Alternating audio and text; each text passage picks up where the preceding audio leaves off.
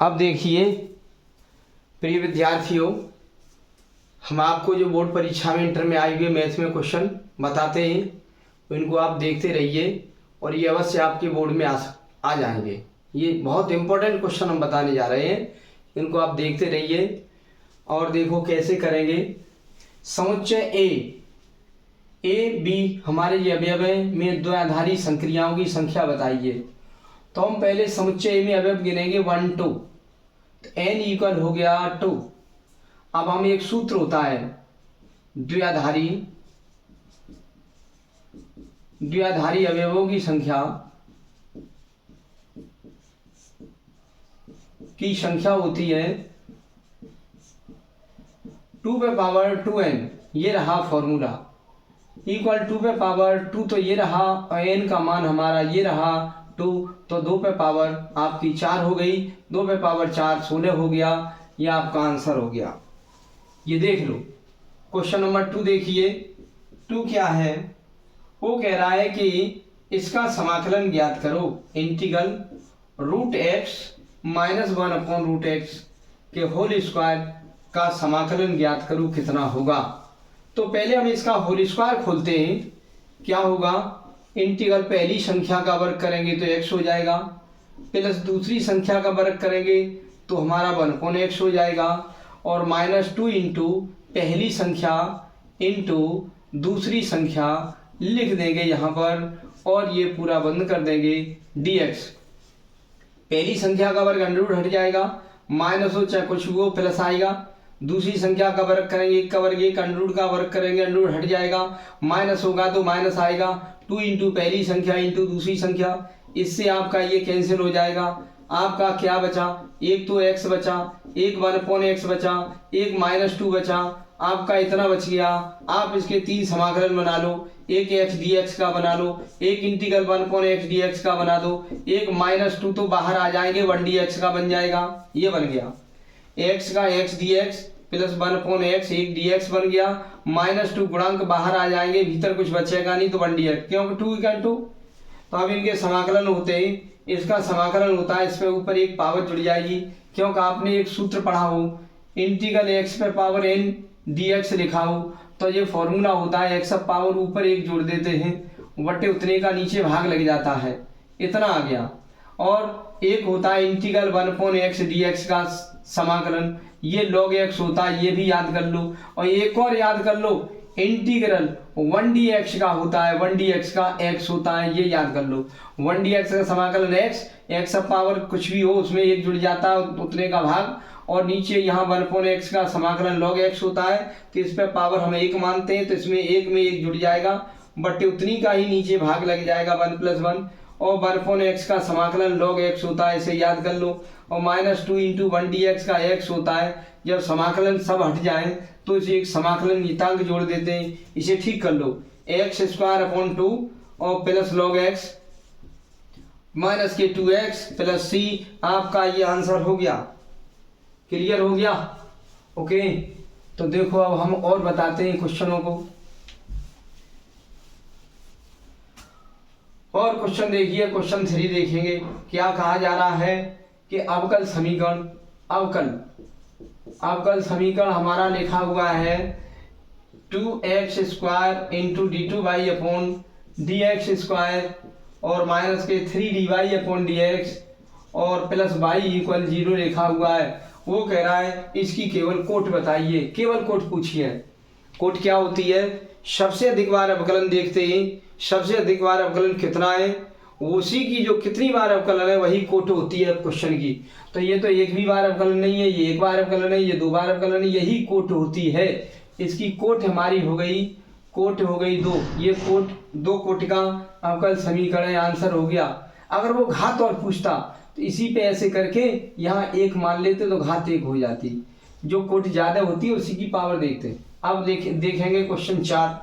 Question 4 क्या है, वो ये कह रहा है कि ए मात्रक सदिश है, यदि ए क्या चीज है, ए एक मात्रक सदिश है, मात्रक सदिश है, एक मात्रक सदिश है, तो हमें करना क्या है, हमें वो पूछ रहा है यदि, और ये वो एक बात और दे रखी है, एक्स माइनस ए डॉट एक दे रखा है एक्स प्लस ए और इक्वल 8 दे रखा है।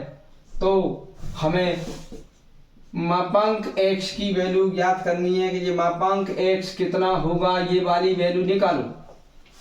और बहुत इंपॉर्टेंट क्वेश्चन है ये, कंपटीशन में भी आता है, बोर्ड परीक्षा में भी आता है। हल में क्या करेंगे, हल आपका जो दिया है वो लिख लेंगे।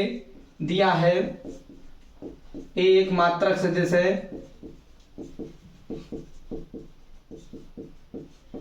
एक मात्रक सदिश है। कोई मात्रक सदिश होता है तो उसका मापांक अगर निकालते हैं तो एक होता है, ये याद कर लो। कई मापांक ये करेंगे, एक होता है। अब ये वाली बात लिख लो। तथा एक बात और दे रखी है एक्स माइनस ए और डॉट एक में रख दे रखी है एक्स प्लस ए, ये दे रखा है और इक्वल 8 दे रखा है। एक में माइनस ए कम प्लस है तो वर्गांतर बंद कर लो। इसके दोनों टुकड़ों पे वर्ग कर दिया जाता है, एक्स वेक्टर का वर्ग माइनस ए वेक्टर का वर्ग, और ये गायब कर दिया जाता है। ये इक्वल 8 ये वर्गांतर है। क्यों, दोनों पे वर्ग बीच में अंतर लगा दो, वर्गांतर एक में घटांतर एक में जुड़ांतर, एक में ये घट गया और इसमें से ये जुड़ गया, एक ही बात है। अब हमने देखा कि किसी वेक्टर पे वर्ग लगा हो तो हम मापांक एक्स वेक्टर ऐसे वर्ग कर लेंगे और ऐसे भी ये वर्ग लगाए तो ये भी होता है हमारा मापांक ए वेक्टर का वर्ग कर देंगे। इक्वल हमारा 8 आ गया यहाँ, और ए मापांक ए का मान 1 है तो यहाँ 1 रख देंगे। एक्स वेक्टर के मापा इसका वर्ग माइनस यहाँ 1 रख देंगे, क्योंकि मापांक एक इकाई सदिश या मात्रा सदिश हो तो उसका मापांक 1 होता है। वो एक हमने इसकी जगह पे लगा दिया, उसका ये कर दिया वर्ग इक्वल 8, और मापांक एक्स वेक्टर का वर्ग यहीं छोड़ देंगे और माइनस ये 1 हो गया इक्वल 8, 1 को उधर ले जाएंगे। मापांक एक्स वेक्टर का वर्ग इक्वल 8 में 1 जोड़ देंगे तो मापांक एक्स वेक्टर का वर्ग बराबर 9 हो जाएगा। वर्ग हटाएंगे तो बस हम कर देंगे मापांक एक्स बराबर वर्गमूल ले लेंगे 3। ये आपका आंसर आ गया, ये रहा आंसर, आंसर हो गया। इंपॉर्टेंट क्वेश्चन है ये। अब हम अगला देखते हैं क्वेश्चन।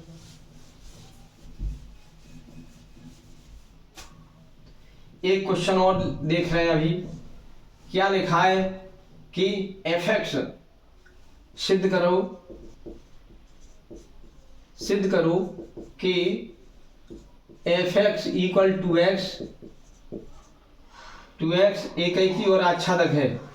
2x किस पर, द्वारा परिभाषित है, ये लिखा है द्वारा परिभाषित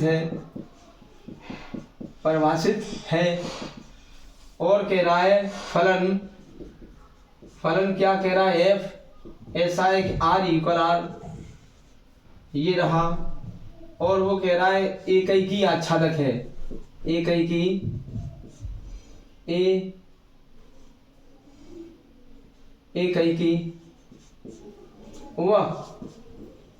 वह आच्छादक है, एक ही वह आच्छादक है।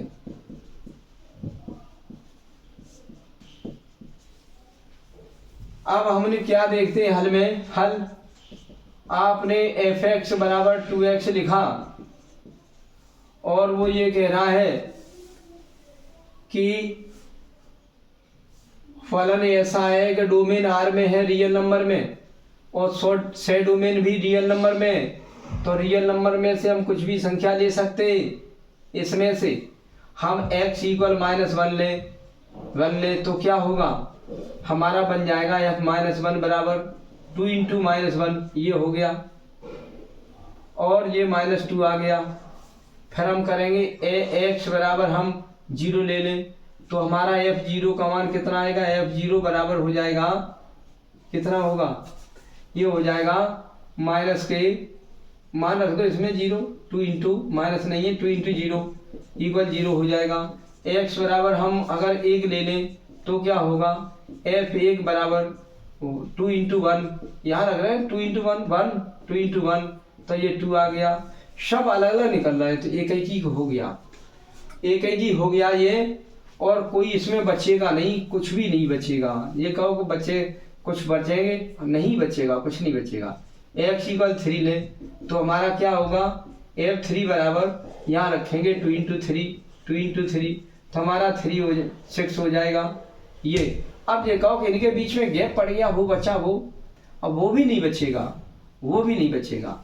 जैसे x इक्वल 1/2 ले लिया तो क्या आएगा हमारा f 1/2 इक्वल हमारा हो जाएगा 2 इंटू 1/2, 1/2 2 इंटू 1/2, ये कट गया तो देखो एक आ गया। अब ये कहो कि हमारा यहाँ पे बच रहा है 3, 3 नहीं आ रहा, वो भी आएगा 3 भी आएगा यहाँ पर।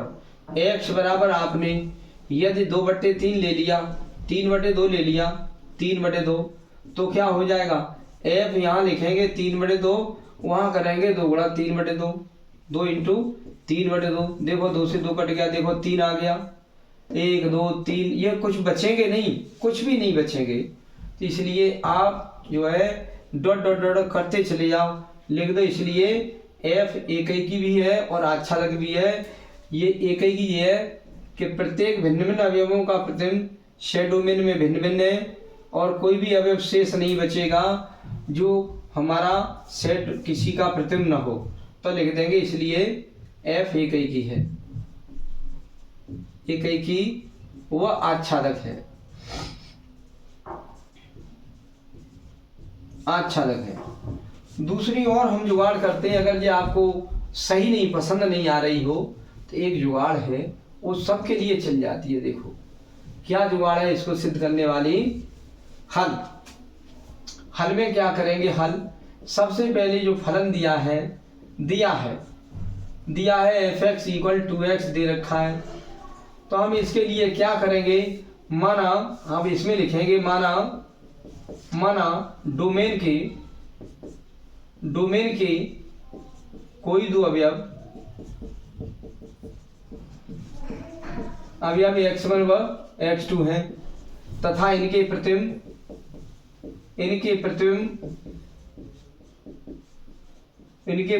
fx1 व fx2 हैं। मान लेंगे माना fx1 बराबर fx2, माना प्रतिबिंब समान है, लिख दो। माना प्रतिबिंब समान है, माना प्रतिबिंब समान है, क्या लिखेंगे, fx1 बराबर fx2, ये लिख देंगे। अब हम देखेंगे fx का मान हमारा था कितना, 2x था, तो यहाँ x1 रख देंगे, fx1 बराबर 2x1 हो जाएगा। अब की बार हम 2 रख देंगे, यहाँ पर 2, x2 रख देंगे, वहाँ 2x2 हो जाएगा। fx1 की जगह 2x1 यहाँ लिख दो और इक्वल fx2 की जगह ये वाला मान लिख दो यहाँ पर 2x2, 2 से 2 कट गया तो x1 बराबर x2 आ गया। हम प्रतिबिंब समान लेके चले थे तो अवयव भी समान आ गए, यहाँ अवयव भी समान है, अवयव भी समान है, इसलिए f कैसा है, f एकैकी है। एक तो बात हो गई। अब आच्छादक के लिए क्या करते हैं अलग, आच्छादक के लिए हम फलन को y मान लेते हैं। माना y इक्वल जो तुम्हारा फलन था उसे हमने y मान लिया है, जो फलन आपका इसे y मान लिया। अब ये बराबर इसके ले लो, ये बराबर इसके, नाउ क्या करेंगे, y इक्वल 2x ले लेंगे, यहाँ से x की वैल्यू निकालेंगे, x की वैल्यू y/2 हो गई। ये फलन में रखने पर, जैसे ही आप फलन में रखोगे तो उत्तर y आ जाएगा। फलन में रखने पर फलन है क्या आपका, फलन आपका है fx बराबर 2x है। जैसे ही आप x की जगह y/2 रखोगे, y/2 रखोगे तो आप क्या करोगे, 2 इंटू y/2 कर दोगे, 2 से 2 कट जाएगा, हमारा y आ जाएगा, लिख देंगे। इसलिए f आच्छादक भी है, आच्छादक भी है।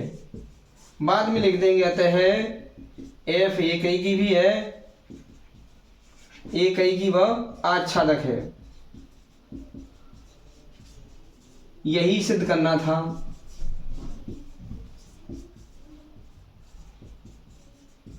यह हो गया।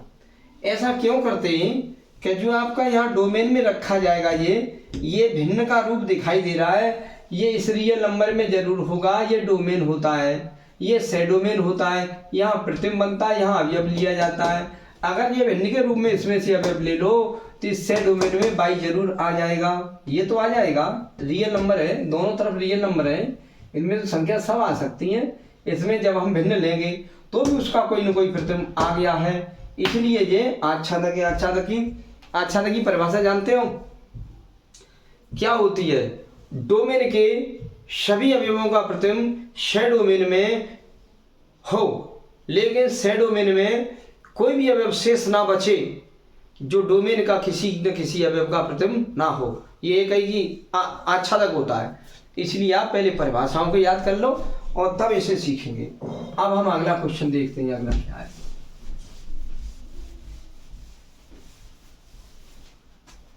अगला क्वेश्चन देखिए। क्वेश्चन में लिखा है प्रूव दैट। वैसे तो ये आपका निकल हट गया है, ये अगला क्वेश्चन है वो हट गया है। और देखेंगे क्या है ये क्वेश्चन। सदिशों a vector equal 2i plus 2j minus 5k और b इक्वल हमारा लिखा है 2i plus j plus 3k के योगफल के अनुदिश मात्रक सदिश ज्ञात करो। मात्रक सदिश ज्ञात करो। ये हल में क्या करते हैं? हल में पहले जो दिया है वो उनका योगफल निकालना है। योगफल तो हमने क्या किया कि हमने इनका योग कर लिया, a प्लस बी निकाल लिया हमने। जोड़ दो, 2 में 2 जोड़ दो, 4i हो गया। a प्लस बी जोड़ेंगे तो 2 में 2 जोड़ दो, 4i हो गया। और प्लस 2 में 1 जोड़ दो तो 3j बन गया। और -5 में से 3 चले गए तो -2k बच गया। ये आपका a प्लस बी आ गया। अब हम इसी का ही मापांक लेके इसी में भाग दे देंगे तो आपका अनुदिश मात्रक सदिश हो जाएगा। मापांक हम क्या करेंगे? a plus b. तो मापांक a प्लस बी निकालेंगे तो i के गुणांक का वर्ग प्लस j के गुणांक का वर्ग प्लस k के गुणांक का वर्ग। k हमारा माइनस k का गुणांक -2 है, उसका वर्ग हमारा आ गया। 4 का वर्ग 16, 3 का वर्ग 9, 2 का वर्ग 4, 16 और 16 4 20 9 29, 129 आ गया। 4 का वर्ग 16, 3 का वर्ग 9, 2 का वर्ग 4, 16 4 20 9 29 आ गया। इसी का भाग इसी में दे दोगे तो आपका इसके अनुदिश मात्रक सदिश हो जाएगा। इसलिए योग के अनुदिश मात्रक सदिश हो जाएगा। योग आपने जो निकाला था ये 4i प्लस 3j और -2k निकाला था, उसी में हम ये इसके मापांक का डिवाइडेशन कर दिया जाएगा 29। ये आपका आंसर आ चुका। यही है मात्रक सदिश। किसी का मात्रक सदिश निकालना हो तो उसी सदिश में उसी के मापांक का भाग दे देते हैं तो मात्रक सदिश बन जाता है। तो आपने योग निकाला था a प्लस बी, तो इसी का मापांक लेके इसी में भाग दे देंगे तो योग की अनुदिश एक मात्रक सदिश आ जाएगा। आंसर हो गया। अब हम अगला क्वेश्चन देखेंगे और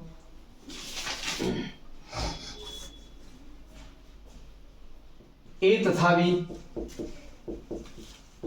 दो घटनाएं स्वतंत्र है और लिखा है पीए का मान हमारा पीए का मान 0.3, पीबी का मान हमारा दे रखा है 0.4। तो पी ए अपॉन बी ज्ञात कीजिए। तो पी ए अपॉन बी ज्ञात करो, ये ज्ञात करना है ये। तो हम अब क्या करेंगे? सबसे पहले हम इसका सूत्र देखेंगे क्या होता है। पी ए अपॉन बी का सूत्र हमारा होता है ए घटना बी घटना घटित हो चुकी है तब ए घटना घटने की प्रायिकता पूछी गई है तो इन दोनों के इंटरसेक्शन की प्रायिकता अपॉन पीबी, बी की प्रायिकता, ये फॉर्मूला होता है। बी घटना घट चुकी हो उसके बाद ए घटना घट रही हो तो क्या करते हैं? इसे सप्रतिबंधी प्रायिकता कहते हैं। बी घटना घटने के बाद ए घटना घटे उसकी प्रायिकता पूछी गई है तो पी इन दोनों के इंटरसेक्शन की प्रायिकता बटे पीबी, नीचे भी है तो पीबी, ये फॉर्मूला है, याद कर लो। अब आपको पीबी पता है, देखो पीबी पता है ये, लेकिन ए इंटरसेक्शन बी नहीं पता, तो आप में इसमें से निकालोगे। दो घटनाएं स्वतंत्र होती हैं, क्या होता है? दो घटनाएं ए कॉमा बी स्वतंत्र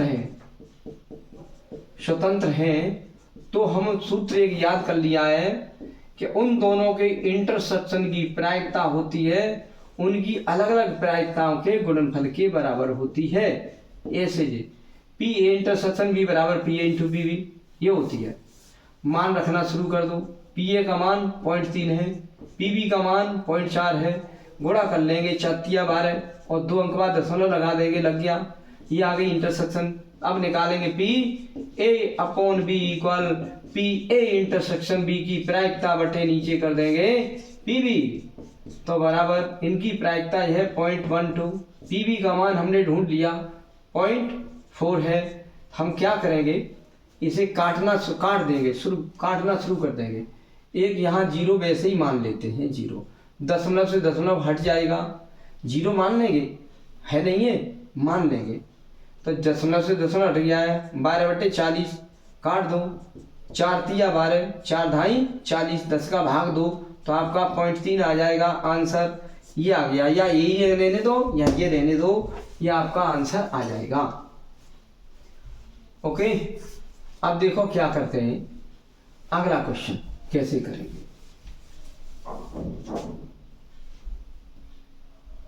क्वेश्चन देखिए, ये क्वेश्चन बहुत इंपॉर्टेंट क्वेश्चन है, ये वाला क्वेश्चन बहुत इंपॉर्टेंट है। ये है क्वेश्चन, प्रूव दैट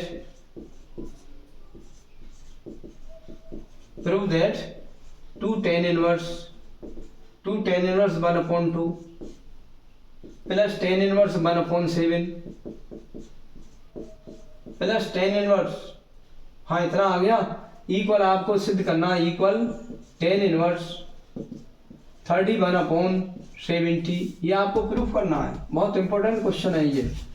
अब ये कोई इंपॉर्टेंट कैसे है, जब तक परीक्षा होती है तब तक ये 2 tan inverse x का बच्चे फॉर्मूला भूल जाते हैं।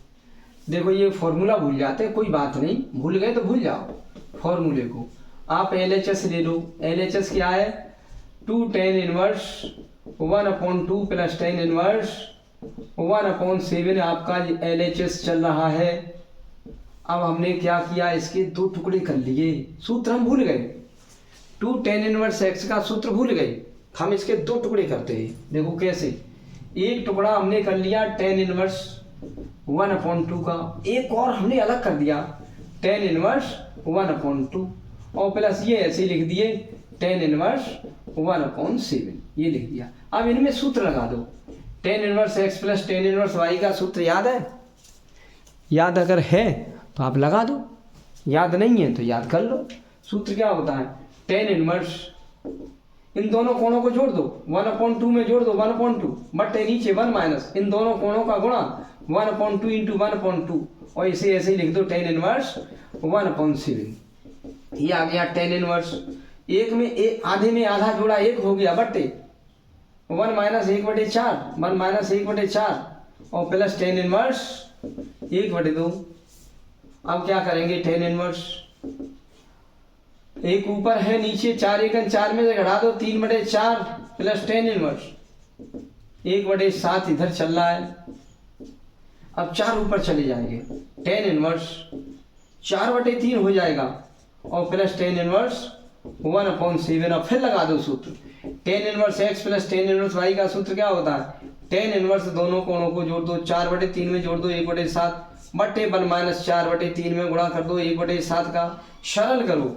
tan inverse ऊपर एलसीएम ले लिया 7×21 7×28 और प्लस 3×1 नीचे भी 21 एलसीएम 21×21 माइनस 4×4 एलसीएम, ये कट गया, आपका आ गया tan inverse 28×3 31 बटे 21 से 4 गए 17, यही आपकी राइट हैंड साइड आ चुकी है।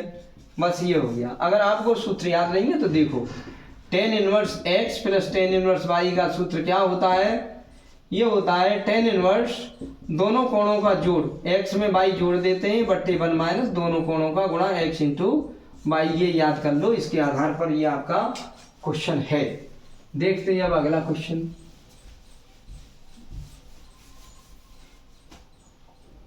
अगला क्वेश्चन देखेंगे।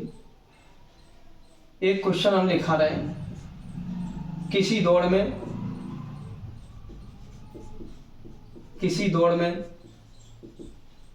ए के जीतने की प्रायिकता 1/3 है तथा बी के जीतने की प्रायिकता 1/4 है, तो ए और बी में से कोई न जीते, ए और बी में से कोई न जीते की प्रायिकता पूछी गई है। हल क्या करेंगे? हल ए की प्रायिकता जीतने की 1/2 है, तो पीए बराबर 1/2 नहीं है, 1/3 है, और बी के जीतने की प्रायिकता 1/4 है। पीबी बराबर बी की प्रोबेबिलिटी 1/4 है, तो लिखेंगे कोई न जीतेगी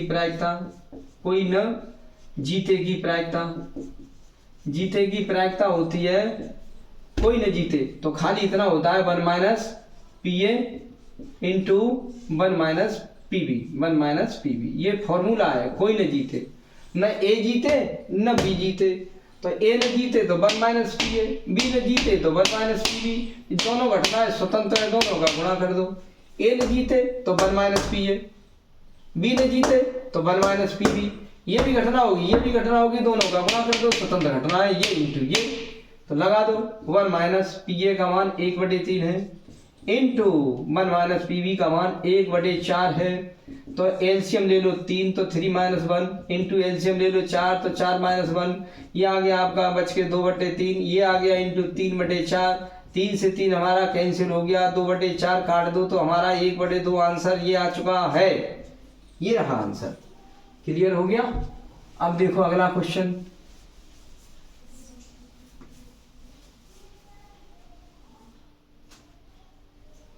एक क्वेश्चन देखिए, ये भी क्वेश्चन बहुत इंपॉर्टेंट है।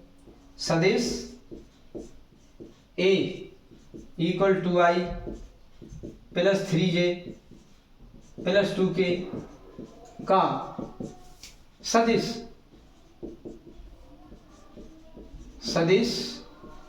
B = i + 2j + k पर प्रक्षेप ज्ञात करो। हल हाँ, प्रक्षेप का याद है आपको फॉर्मूला? हाँ चलो बाबा बताओ फॉर्मूला।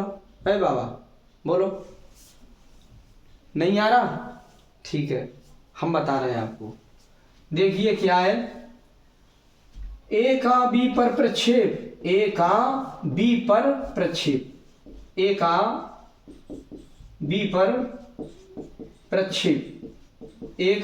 प्रक्षेप क्या होता है? इन दोनों का डॉट गुणन बट्टे जिस पर हो उसी के मापांक का भाग लगा दिया जाता है। ए का बी पर प्रक्षेप पूछा है, तो इन दोनों का डॉट गुणन बट्टे जिस पर हो उसी के मापांक का भाग लगा दो। क्यों? कि हम जमीन पर खड़े हैं, तो जमीन हमारे नीचे आएगी। जिस पर है जमीन पर, तो जमीन नीचे आएगी, तो जमीन नीचे आ गई, माने बी पर, तो मोड़ बी नीचे आ गया। तो हम ए का मान ढूंढ लेंगे, ये 2i + 3j + 2k डॉट, ये लिख देंगे i + 2j + k बटे अंडर रूट में b का मापांक ले देंगे, ये b है, i के गुणांक का वर्ग प्लस j के गुणांक का वर्ग प्लस k के गुणांक का वर्ग, k का गुणांक बने तो उसका वर्ग। डॉट गुणन कैसे करते हैं?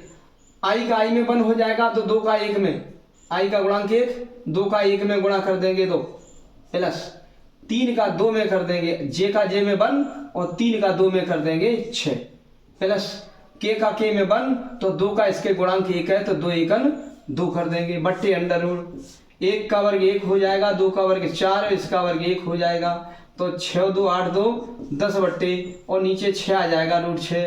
ये आपका आंसर आ गया। यही है आपका प्रक्षेप।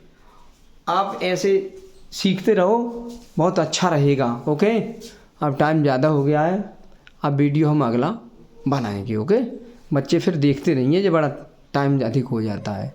तो आप मेहनत करो, हम भी आपके साथ मेहनत करते रहेंगे। ये बोर्ड परीक्षा में आते हैं और अपने फ्रेंडों को इससे शेयर कर देना, क्योंकि वो भी इसे देख सकें। ओके।